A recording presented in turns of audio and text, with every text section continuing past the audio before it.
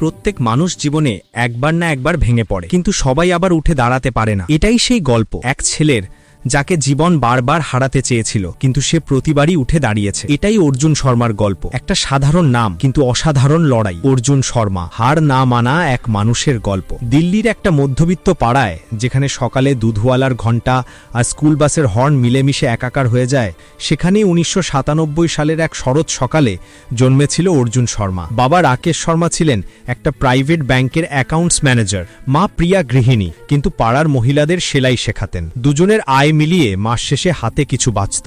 অর্জুনের জন্য নতুন জামা, বই, খেলনা কখনো কমতি ছিল না। ছোটবেলায় অর্জুনের চোখে একটা অদ্ভুত আলো জ্বলত। ৫ বছর বয়সে যখন অন্য বাচ্চারা ক্রিকেট খেলতে যেত, সে বাবার পুরনো লেজার বই উল্টে দেখত। বাবা, এই নম্বরগুলো কি বলে জিজ্ঞেস করত। রাকেশ হাসতেন, এগুলো টাকার হিসেব বাবু, তুই একদিন বড় অফিসার হবি, আমার স্বপ্ন তুই পূরণ করবি। অর্জুন ছোট হাতে বাবার হাত চেপে ধরত। পাক্কা বাবা, আমি তোমাকে গর্বিত করব। ৭ বছর বয়সে অর্জুন প্রথম ক্লাসে প্রথম হলো। স্কুলের অ্যাসেম্বলিতে তার নাম ঘোষণা হতেই পুরো হল করতালিতে ফেটে পড়ল। প্রিন্সিপাল বললেন, এ ছেলে আইআইটিতে যাবে দেখো। বাবা মা গর্বে চোখ ছলছল করে উঠল।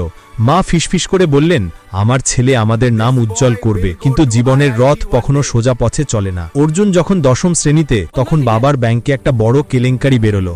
একটা লোনের ফাইলে হিসেবে গড়মিল। রাকেশকে দায়ী করা হলো। তদন্তে বেরোলো কোটি টাকা আত্মসাৎ। রাকেশ নির্দোষ ছিলেন, কিন্তু প্রমাণ করার ক্ষমতা ছিল না। চাকরি গেল, সঙ্গে গেল সম্মান। পাড়ার লোকেরা ফিসফিস করতে লাগলো, শর্মাজি চোর।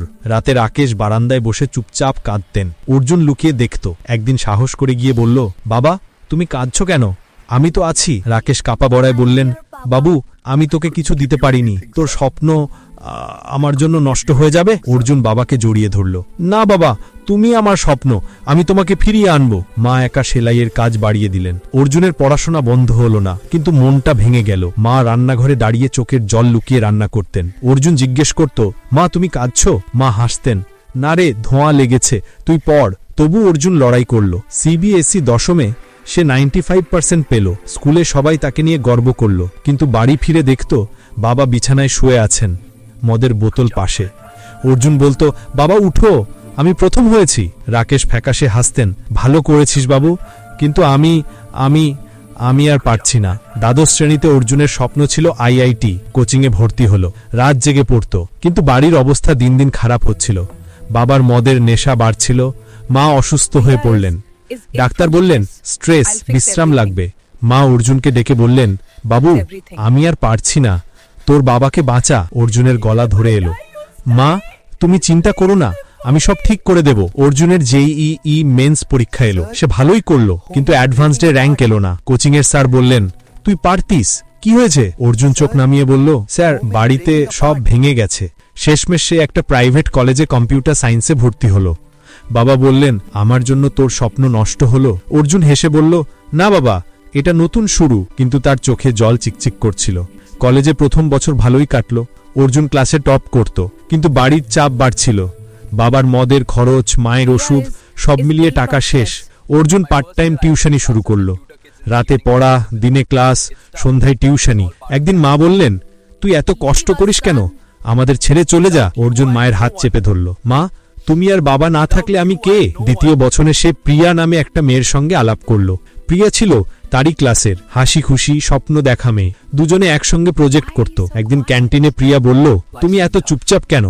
তোমার চোখে এত দুঃখ কেন? অর্জুন হাসল, জীবনটা একটু কঠিন। প্রিয়া তার হাত ধরল, আমি আছি। ধীরে ধীরে ভালোবাসা হলো। প্রিয়া বলতো, তুই একদিন বড় কোম্পানিতে চাকরি পাবি, আমরা একসঙ্গে থাকবো, একটা ছোট বাড়ি, বাগান, বাচ্চা। অর্জুন হাসতো, তুই আমার স্বপ্ন দেখিস? প্রিয়া বলতো, তুই আমার স্বপ্ন। কিন্তু জীবন আবার ধাক্কা দিল। তৃতীয় বছরে বাবার লিভারের সমস্যা ধরা পড়লো। হাসপাতালে ভর্তি, লাখ টাকা খরচ। অর্জুনের টিউশনির টাকা, মায়ের সেলাইয়ের টাকা, সব গেল। কলেজের ফি বাকি। অর্জুন কলেজ ছেড়ে দিতে চাইল। মা কাঁদতে কাঁদতে বললেন, না, তুই পড়বি, আমি মরে গেলেও তুই পড়বি। অর্জুন মায়ের পায়ে হাত রেখে বলল, মা, তুমি আমার জন্য বাঁচো, আমি সব ফিরিয়ে আনবো। শেষমেশ অর্জুন একটা ছোট সফটওয়্যার কোম্পানিতে ইন্টার্নশিপ পেল। পড়াশোনা চালিয়ে যেতে লাগলো, কিন্তু চাপে তার ফল খারাপ হলো। প্লেসমেন্টে কোনো বড় কোম্পানি আসেনি। চতুর্থ বছরে বাবা মারা গেলেন। হাসপাতালের বেডে শেষ কথা, বাবু আমি তোকে কিছু দিতে পারিনি, ক্ষমা করিস। অর্জুন বাবার হাত চেপে ধরলো। বাবা তুমি আমার সব, আমি তোমাকে হারাতে পারবো না। কিন্তু বাবা চোখ বন্ধ করলেন। অর্জুনের চোখে জল এলো না, সে শক্ত হয়ে দাঁড়িয়ে রইল। বাবার মৃত্যুর পর মা আরো ভেঙে পড়লেন। অর্জুন কলেজ শেষ করলো, কিন্তু চাকরি পেল না। ছোট ছোট কোম্পানিতে ইন্টারভিউ দিত, প্রতিবার রিজেক্ট। অভিজ্ঞতা নেই। একদিন প্রিয়া বলল, অর্জুন আমি আর পারছি না, তোমার সঙ্গে ভবিষ্যৎ দেখতে পারছি না, তুমি বোঝো না। অর্জুনের গলা আটকে গেল। প্রিয়া আমি চেষ্টা করছি, আমাকে একটা সুযোগ দে। প্রিয়া চোখের জল মুছে বলল, আমার বাবা মা তারা রাজি না, আমি দুর্বল। সে চলে গেল। অর্জুন রাস্তায় দাঁড়িয়ে চিৎকার করলো, প্রিয়া, কিন্তু সে ফিরল না।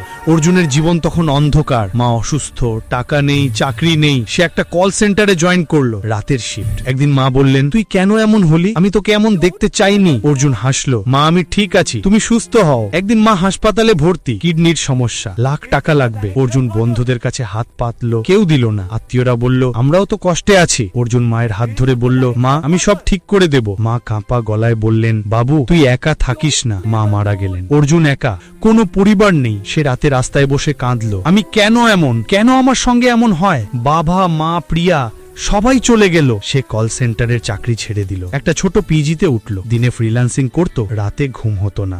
একদিন সে একটা ছোট অ্যাপ বানালো, কোনো আশা ছিল না, কিন্তু সেটা ভাইরাল হলো, কিছু টাকা এলো। অর্জুন ভাবলো, আমি আর চাকরি করব না, নিজের কিছু করব। অর্জুনের পিজির ঘরটা ছোট, একটা টেবিল, একটা চেয়ার, একটা পুরনো ল্যাপটপ, দেওয়ালে মায়ের ছবি আর বাবার শেষ চিঠি, তুই একা থাকিস না। অর্জুন প্রতি রাতে ছবির সামনে বসতো, মা আমি চেষ্টা করছি, তুমি দেখো। প্রথম কোডিং কোর্সে মাত্র 3 জন ছাত্র। অর্জুন রাত জাগে ভিডিও বানাতো। একদিন একটা ছেলে কমেন্ট করলো, স্যার আপনার কোর্সে আমি চাকরি পেয়েছি। অর্জুনের চোখে জল এলো। সে ফোনে ছেলেটাকে বলল, তোর জন্যই আমি লড়ছি। ধীরে ধীরে ছাত্র বাড়লো, 10, 50, 100। অর্জুন একটা ছোট অফিস ভাড়া নিল, 2 জনকে চাকরি দিল। কিন্তু জীবন আবার পরীক্ষা নিল। একটা বড় এডটেক কোম্পানি তার কোর্স কপি করলো, ছাত্র কমে গেল। অর্জুন রাতে বসে ভাবলো, আবার শেষ, আমি কি কখনো জিতবো না? সে দেওয়ালে ঘুষি মারলো, হাত থেকে রক্ত পড়লো। কিন্তু এবার সে হার মানলো না। সে নতুন কোর্স বানালো, লাইভ ক্লাস। একদিন একটা ছাত্র জিজ্ঞেস করলো, স্যার আপনি এত কষ্ট করেন কেন? অর্জুন বলল, কারণ আমি জানি ব্যর্থতা কি, আমি চাই তোমরা না হারাও। ছাত্ররা ফিরে এলো। অর্জুনের কোম্পানি কোড মাস্টার নাম হলো। একদিন রিয়া এলো, মার্কেটিং করতো, হাসি খুশি। একদিন বলল, তুমি এত শক্ত কেন, কি হয়েছে? অর্জুন প্রথমবার তার জীবনের গল্প বলল। রিয়া চোখের জল ফেললো, তুমি হার মানোনি, এটাই তোমার জয়। অর্জুন বলল, আমি ভয় পাই, আবার হারাবো। রিয়া তার হাত ধরলো, এবার আমি আছি। ধীরে ধীরে ভালোবাসা হলো। রিয়া বলতো, তুমি আমার নায়ক। অর্জুন হাসতো, আমি তো ব্যর্থ। রিয়া বলতো, তোমার ব্যর্থতাই তোমাকে এত শক্তিশালী করেছে। বিয়ে হলো, সাদামাটা। রিয়া বলল, আমি তোমার সঙ্গে সব ভাগ করে নেব। প্রথম সন্তান এলো, মেয়ে, নাম প্রিয়া। অর্জুন কাঁদলো, মা তোমার নামে দ্বিতীয় সন্তান, ছেলে, নাম রাকেশ। অর্জুন বলল, বাবা তুমি দেখো। একদিন সে তার পুরনো কলেজে গেল, ছাত্ররা চরতালি দিল। অর্জুন বলল, আমি সাফল্যের গল্প বলতে আসেনি, আমি ব্যর্থতার গল্প বলতে এসেছি। সে সব বলল। একটা মেয়ে কাঁদলো। অর্জুন বলল, ব্যর্থতা তোমাকে ভাঙে না, তুমি যদি না ভাঙো। বাড়ি ফিরে রিয়াকে জড়িয়ে ধরলো। মেয়ে দৌড়ে এলো, পাপা। ছেলে হামাগুড়ি দিয়ে এলো। অর্জুন হাসলো, আমি একা নেই, জীবন তোমাকে যতবার ফেলবে, মনে রেখো তুমি একবার বেশি উঠে দাঁড়ালে তুমিই বিজয়ী। অর্জুন শর্মা হার মানেনি, কারণ সে জানতো ব্যর্থতা শেষ নয়, এটা নতুন শুরুর গল্প। যদি গল্পটা ভালো লেগে থাকে, লাইক, শেয়ার এন্ড সাবস্ক্রাইব করো। আর কমেন্টে লিখে জানাও, তুমি কি কখনো হার না মানার চেষ্টা করেছো?